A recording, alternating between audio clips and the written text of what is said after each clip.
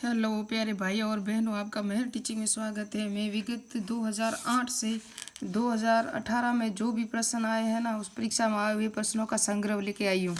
ये कहाँ से है, कौन सी बुक से है?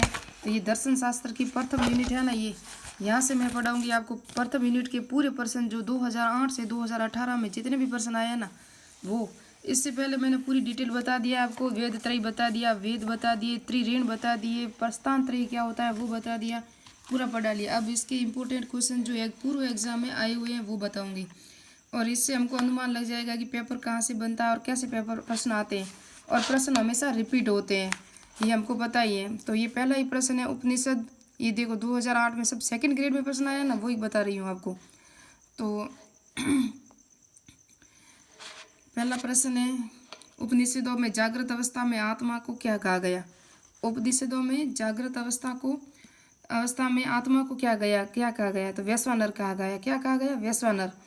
वैश्वानर को जागृत अवस्था भी कहते हैं। आपने अगर देखा हो तो 5 प्रकार की उपनिषदों में अवस्थाएं बताई थी, ये आप देख सकते हो। ये 5 प्रकार की अवस्थाएं, जागृत अवस्था जिसको वैश्वानर कहा गया, और ये उपनिषदों में बताई गई। कहाँ गई बताई गई है? ये उपनिषदों में बताई गई।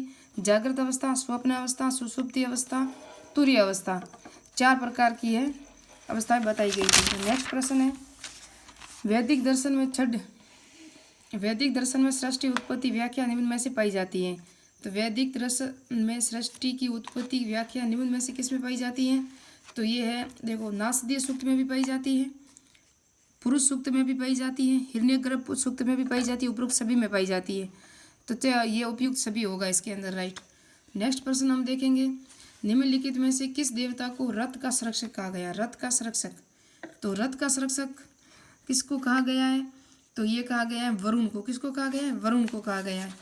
चौथा प्रश्न है, उपनिषद के कथन अहम ब्रह्म अस्मामि, अहम ब्रह्मास्मि, यानी कि अर्थ मैं ब्रह्मा हूँ, इसका अर्थ क्या है? मैं ब्रह्मा हूँ, मैं ही ब्रह्मा हूँ, ये इसका राइट होगा। उसके बाद उपनिषद शब्द का अर्थ क्या है? उपनिषद शब्द का, तो गुरु के समीप निष्ठापूर्ण बैठना, ये क्या है? उपनिषद है। तो मैंने कहा था उप का ये उपसर्ग है ना, उसका होता है समीप और नज़दीक। जिस तरह उपस्वर और अपस्वर पढ़ाया था मैंने, अपस्वर यानी पृथ्वी और सूर्य की बहुत दूरी, जहाँ वो अप होगा, यानी अप यानी बहुत दूर, उप यानी नज़दीक। उसके बाद है वैदिक साहित्य में रथ का अर्थ क्या है? वैदिक साहित्य में, तो वैदिक साहित्य में रथ का अर्थ क्या है? वैदिक साहित्य में रथ का अर्थ है शाश्वत नैतिक अवस्था। क्या है? शाश्वत नैतिक अवस्था। 2 नंबर राइट है इसमें। निम्नलिखित में से क्या वेदों का भाग स्वीकार नहीं किया जाता? निम्नलिखित में से वेदों का भाग क्या नहीं है? तो इसमें देखो, मंत्र यानी यज्ञ होंगे, जो ऋग्वेद में यज्ञ करने के लिए जो मंत्र पढ़े जाते हैं उसे मंत्र या ऋग्वेद भी कहा जाता है, ये वेद है। ब्राह्मण वेद भी है, और पुराण नहीं है इसमें, 3 नंबर गलत है, 3 नंबर राइट है। उपनिषद भी है, मंत्र ब्राह्मण उपनिषद तीनों हैं, पुराण नहीं है इसमें। तत्वमसी संबंध दर्शाता है। तत्वमसी संबंध क्या दर्शाता है? तो आत्मा और ब्रह्मा को दर्शाता है। किसको? आत्मा और ब्रह्मा को दर्शाता है।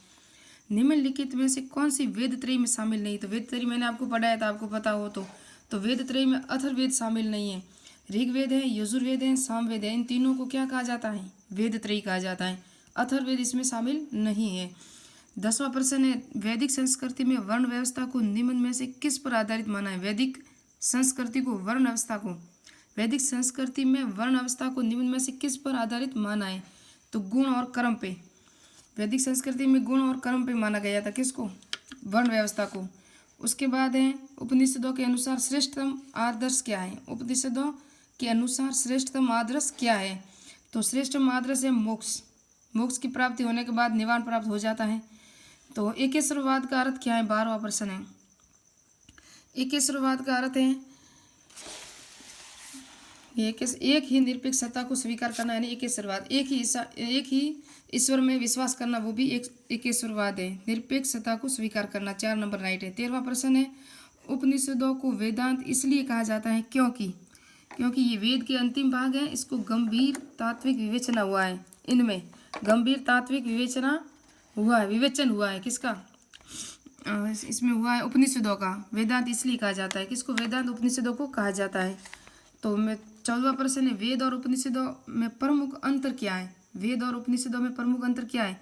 तो वेदों में कर्म प्रमुख है, जबकि उपनिषदों में ज्ञान प्रमुख है। वेदों में क्या प्रमुख है? कर्म, और उपनिषदों में ज्ञान प्रमुख है। ये राइट है। 4 नंबर, अहिंसा शब्द का उपयोग सर्वप्रथम किया था।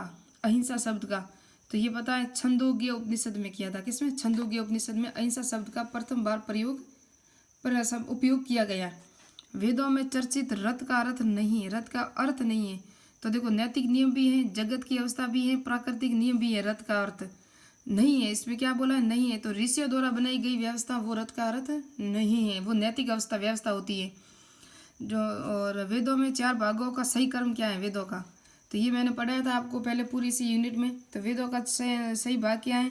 तो पहले सब लिखना है, सिर्फ सब से क्या होगा? संहिता और ब्राह्मण। फिर आर्ण्यक तो आपको पता है वनों में, और वनों में जाने के पहले बाद उपनिषद होगा। आर्ण्यक, संहिता, ब्राह्मण, आर्ण्यक, उपनिषद, इसका सही क्रम है। और ये कई बार एग्जाम में आया हुआ है, ये पूर्व एग्जाम में आई हुई प्रश्न है जो 2008 से 2018 तक आए हैं। प्रथम यूनिट से है ना, सेकंड यूनिट अभी नहीं पढ़ी है। 2008 फिर 18वां प्रश्न क्या है? पाश्चात्य विचारकों में भारतीय दर्शन को निराशावादी कहा गया। किसमें? पाश्चात्य दर्शनों में। क्यों कहा गया? क्योंकि यह विश्व का दुख में चित्रण करता है। क्या? पाश्चात्य भारतीय दर्शन है ना, वो विश्व का दुख में चित्रण करता है, इसलिए इसको क्या कहा गया? निराशावादी कहा गया है। भारत में दर्शन का विकास हुआ। भारत में दर्शन का विकास आध्यात्मिक असंतोष के कारण, ईश्वर के प्रति जब संतोष नहीं था ना, कोई कुछ ऐसी सत्ता होनी चाहिए जिसमें हम विश्वास करें, इसके कारण ही भारतीय दर्शन का विकास हुआ था। फिर रथ की अवधारणा का वर्णन कहाँ है? तो रथ की अवधारणा का वर्णन किस में है? तो रथ की अवधारणा का वर्णन है ना ऋग्वेद में। किसमें? ऋग्वेद में रथ की अवधारणा का वर्णन है। तो 20% पूरे हो गए। नेक्स्ट में पढ़ेंगे 20 और कुल मिला के 50% है, वो पूरा करेंगे धीरे धीरे। हर एक यूनिट में हम प्रथम यूनिट पूरी हो जाएगी। उसके बाद हम पढ़ेंगे सांक्रेटिक पद्धति या सुकराती पद्धति, और इसके इंपॉर्टेंट प्रश्न ही पढ़ेंगे, पाठ नहीं पढ़ेंगे, टाइम हो जाएगा। परीक्षा बहुत नज़दीक आ चुकी है, इसलिए हम इसे पढ़ेंगे। तो बाद में ये प्रश्न पूरे पढ़ेंगे हम। यहाँ तक है, 50 तक है। श्रुति किसे कहा जाता है? यहाँ तक पूरी यूनिट हो जाएगी। तो मिलते हैं नेक्स्ट यूनिट में और पूर्व एग्जाम में आई हुई प्रश्नों के साथ दर्शन शास्त्र में।